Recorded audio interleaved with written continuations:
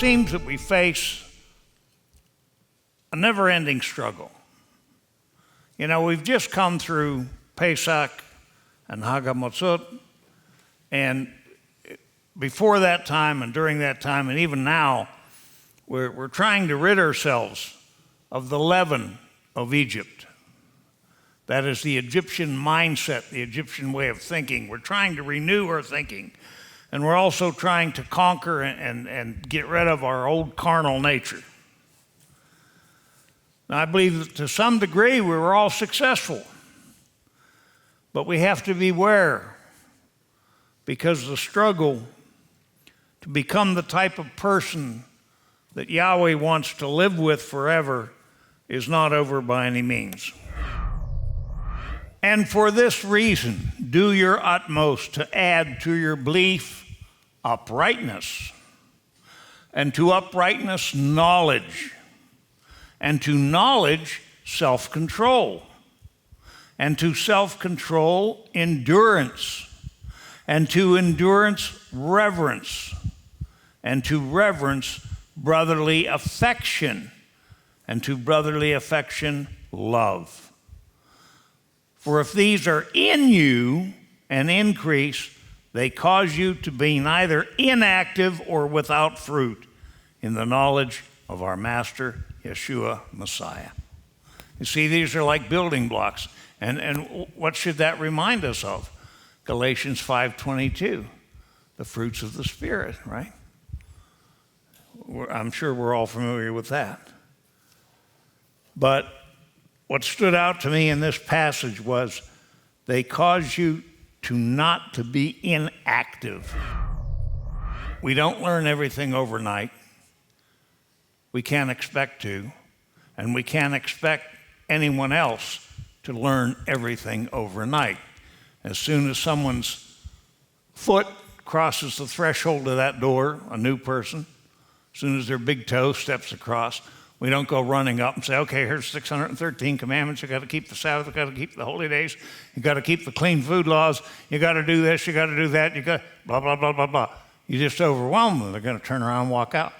You know, we have to realize where we came from.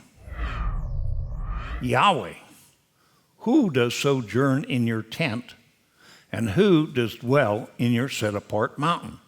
Now, the word tent here is not Mishkan, which is Strong's 4908. It is Ohel. It's Strong's number 168, if that's important.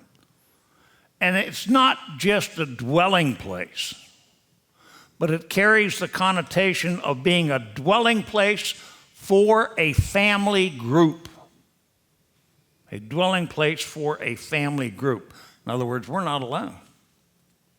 We're expected to dwell with our spiritual family and as a family, as family members.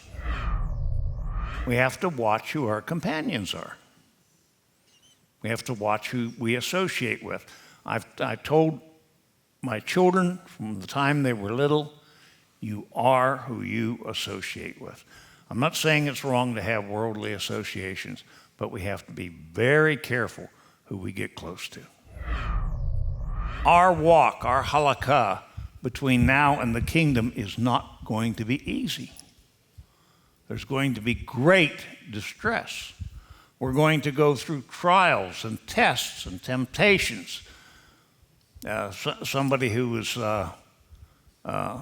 online mentioned that they were mandated to work on Sabbath, and they refused, and their job was threatened. But they stood firm,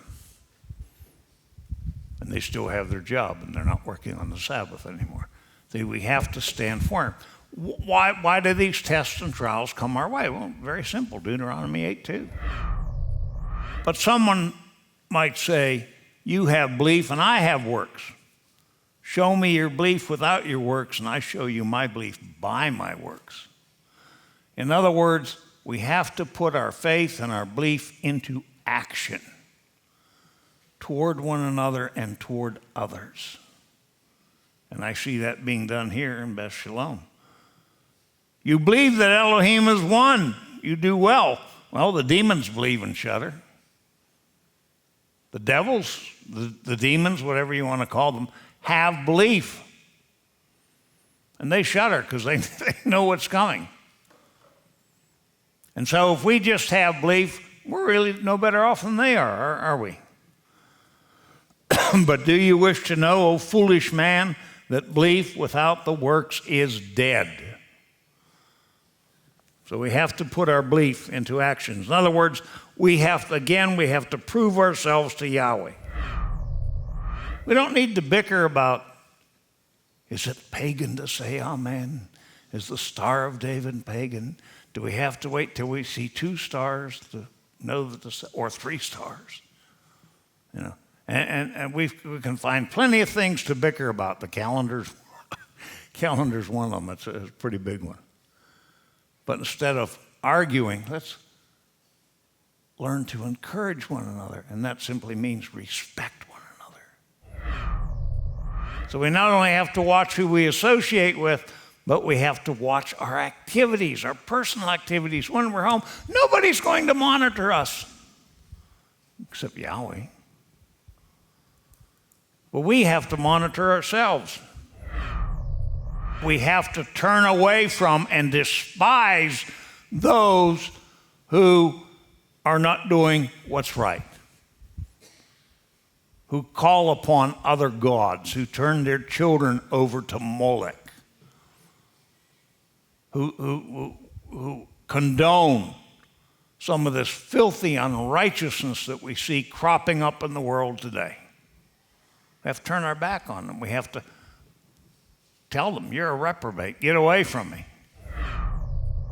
What did David do when he was confronted by the prophet? First thing he said, I have sinned. He acknowledged his sin. David did some terrible things, but yet he was a man who was after Yahweh's own heart because he was not hesitant in speech. He slipped. He made some terrible mistakes. He committed terrible sins. We can't even call them mistakes. He did some horrifying sins, but he acknowledged them and he turned from them. He did teshuvah. He repented without hesitation once he was confronted by the prophet. So if we put these into practice in our lives, then we will dwell.